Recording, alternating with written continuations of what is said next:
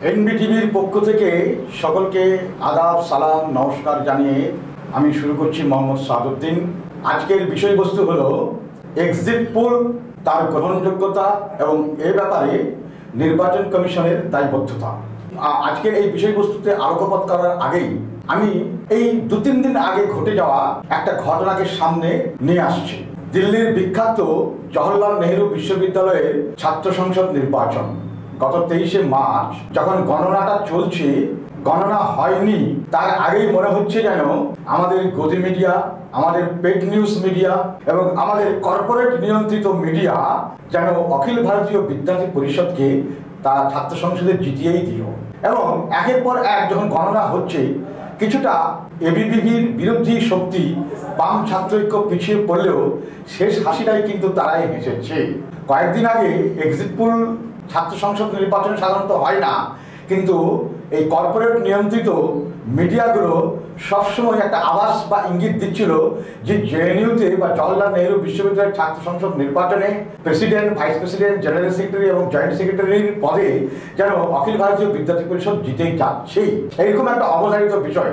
কিন্তু বাস্তব প্রেক্ষাপটে তার ভিন্ন কথাটাই উঠে আসলো। সেখানে বাম ছাত্র ঐক্য বিপুল ভোটের ব্যবধানে জয়লাভ করলো। একইভাবে বলা যায় বছর 3 আগে যখন বিহারের বিধানসভা নির্বাচন হচ্ছে, তখন সেই নির্বাচনে যেন বারবার একটা করে এক এক পত্রপত্রিকায় বা এক এক মিডিয়ায় তখন উঠে এসেছিল বিহারে যেন বিজেপি দল বা এনডিএ সরকার ক্ষমতা আসছে। কিন্তু দেখা গেল বাস্তবে উল্টোটাই। যদিও সেই যে কংগ্রেস, সিপিএম, সিপিআইএম এর লিবারেশন এবং রাষ্ট্রীয় জনতা দলের যে ঐক্য তৈরি হয়েছিল, পরবর্তীতে নীতিশ কুমার সেখান থেকে সরে এসেছে, কিন্তু সেখানে জয়লাভ কিন্তু একক বৃহত্তম দল হিসাবে করেছিল লালু প্রসাদের আরজেডি। যদিও নীতিশ কুমারকে তারা মুখ্যমন্ত্রী হিসাবে সমর্থন জানিয়েছিল জনতা দল ইউনাইটেডকে। 2004 সালের লোকসভা নির্বাচনের কথা অনেকের মনে থাকতে পারে। তখন কিন্তু কয়েকটা বড় বড় মিডিয়া যে সমীক্ষা চালিয়েছিল, তাতে দেখা গিয়েছিল অটল বিহারী বাজপেয়ীকে আবার যেন ক্ষমতায় এনে দেওয়া হচ্ছে। কিন্তু বাস্তবে দেখা গেল কংগ্রেসের নেতৃত্বাধীন ইউপিএ জোট 2004 সালে ক্ষমতায় এসেছিল। ইভেন 2009 সালের নির্বাচনেও মনে হচ্ছিল যেন বিজেপি নেতৃত্বাধীন এনডিএ সরকারকে ক্ষমতায় এনে দিয়েছিল এই এক্সিট পোল। এবং দেখা গেল বাস্তবে 2009 সালেও কিন্তু দ্বিতীয় ইউপিএ সরকার কংগ্রেসের নেতৃত্বাধীন ক্ষমতায় এসছে। আমাদের এই লোকসভা নির্বাচন চলছে, বিজ্ঞপ্তি জারি হয়ে গেছে, তার একটা বড় ধরনের আবহাওয়া আমাদের পশ্চিমবাংলা সহ গোটা ভারতবর্ষে প্রবাহিত, চলমান, প্রচার চলছে বিভিন্ন রাজনৈতিক দলের। এর মধ্যে কতগুলো টিভি চ্যানেল, অত্যন্ত বেশি জ্ঞানী টিভি চ্যানেল, সেখানে জানিয়ে দেওয়া হচ্ছে নরেন্দ্র মোদীর নেতৃত্বে বিজেপির সরকার আবার যেন 400-রও বেশি সিট পেয়ে ক্ষমতায় আসছে। কিন্তু আমরা বাস্তবে কি দেখছি? অন্য খেলা। কি খেলা? নরেন্দ্র মোদী বলুন আর অমিত শাহ বলুন, সবার মুখ কিন্তু, বডি ল্যাঙ্গুয়েজ কিন্তু বাংলার পাঁচের মতো হয়ে গেছে। এবারের নির্বাচনে গণতান্ত্রিক বাতাবরণে যে দলই জিতুক না কেন সেটাকে মেনে নিতে হবে, কিন্তু আগাম যে ইঙ্গিত বা দিয়ে মানুষকে চাপিয়ে দেওয়ার চেষ্টা করে, এই ব্যাপারে কিন্তু নির্বাচন কমিশনের একটা বড় দায়বদ্ধতা থাকা যায় যে যেদিন থেকে নির্বাচনের বিজ্ঞপ্তি জারি হচ্ছে, সেদিন থেকে কোনো মতেই যেন একেবারেই এই এক্সিট পোল বা বুথ ফেরত সমীক্ষা যেন পরিচালনা করানো হয়। এরা কিন্তু গণতন্ত্রকে বিভ্রান্ত করে, মানুষকে মিথ্যার ওষুধ খাইয়ে বশ করার চেষ্টা করে। এই ধরনের মিডিয়া কার্যকলাপ বা বুথ ফেরত সমীক্ষাকে পুরো একটা নির্বাচন আচরণ বিধির মধ্যে নিয়ে এসে তাকে বন্ধ করা দরকার। এটা কিছুটা হলেও টিএন সেশন বা এস কুরেশি কিংবা আরও অনেক নির্বাচন কমিশন এ ব্যাপারে বেশ কিছুটা দৃঢ় পদক্ষেপ এবং শক্তিশালী পদক্ষেপ নিয়েছিলেন। আমার মনে হয় এই নির্বাচন কমিশনকে সেই পদক্ষেপটা নেওয়া দরকার। রাতারাতি কোনো দলকে জিতিয়ে দিয়ে বাস্তবে দেখা যাবে অন্য দল পাওয়ারে আসছে এবং মানুষকে বিভ্রান্ত করা এবং গণতন্ত্রের বিপরীত প্রতিফলন ঘটানোর একটা প্রচেষ্টা বা চাপিয়ে দেওয়ার যে একটা চেষ্টা হয়, এতে কিন্তু গণতন্ত্র কোনোদিন পুষ্ট হতে পারে না। মিডিয়ার একটা ভূমিকা থাকতে পারে, কিন্তু সেটা বুথ ফেরত সমীক্ষা নয়। এই বুথ ফেরত সমীক্ষা এক একজন এক এক ধরনের করছে এবং দেখা যাচ্ছে এই বুথ ফেরত সমীক্ষাগুলো সবটাই কিন্তু পেড বুথ ফেরত সমীক্ষা। এটাকে বলা হয় গদি বুথ ফেরত সমীক্ষা বা গদি মিডিয়ার বুথ ফেরত সমীক্ষা। আপনি দেখুন কর্ণাটকের ক্ষেত্রে কি করেছিল, আপনি দেখুন হিমাচল প্রদেশের ক্ষেত্রে কি করেছিল।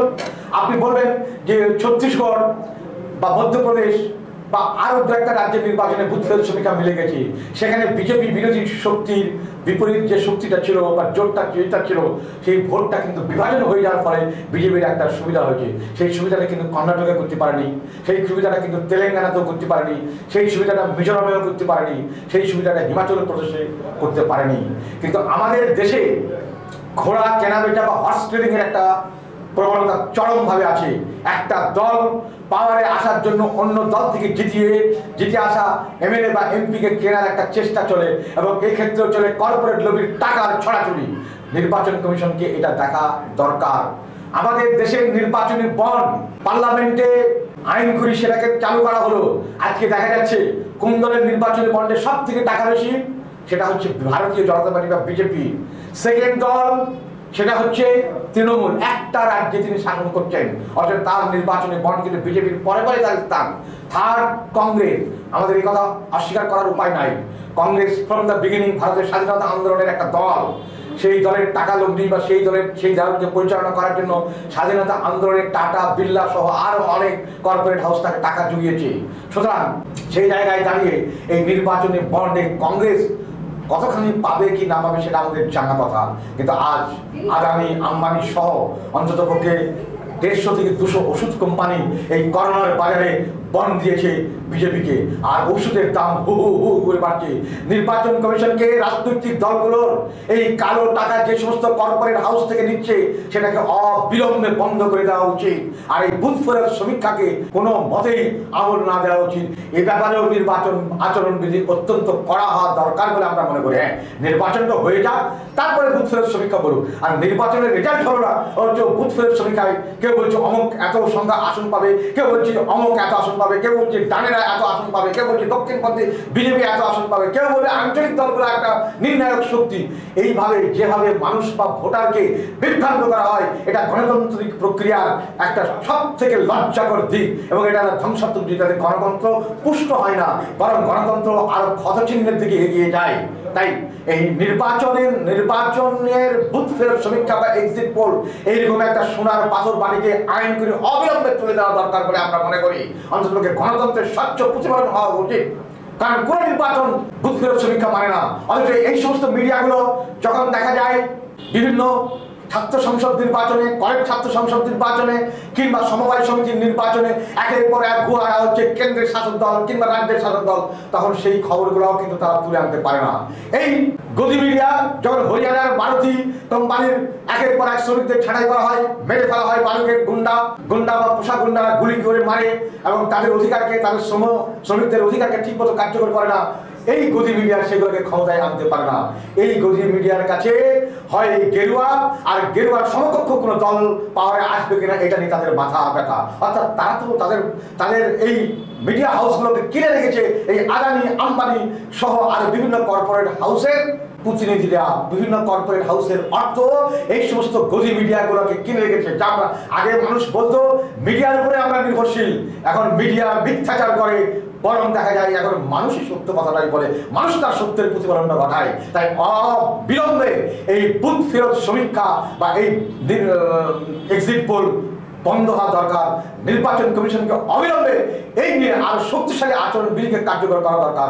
কারণ অতীত দিনে আমাদের নির্বাচনী সংস্কার নিয়ে যে কমিটি গঠিত হয়েছিল, গুপ্ত কমিশন, সেই কমিশনের সুপারিশের মধ্যে এগুলো আছে, এবং এগুলোকে পরবর্তীতে টিএন সেশন বা ওয়াই কুরেশি এগুলোকে কিন্তু কাজে লাগিয়েছিলেন, যাতে পুলিশ প্রশাসনকে ব্যবহার করতে না পারে শাসক দল নির্বাচনের সময়, যাতে পুলিশ প্রশাসনকে যাতে আমলাদের ব্যবহার করতে না পারে, কালো টাকার বাড়ন্ত যাতে না হয়, এগুলা কিন্তু করেছিলেন। আমার মনে এখন সেই নির্বাচন কমিশনকে আজকে বৃহত্তম পৃথিবীর অন্যতম গণতান্ত্রিক দেশের নির্বাচনের সময় এই বুথ ফেরত সমীক্ষাকে অবিলম্বে আইন করে বন্ধ করে দেওয়া দরকার। সংবাদপত্রের স্বাধীনতার নামে এটা গণতন্ত্রকে পদদলিত করে।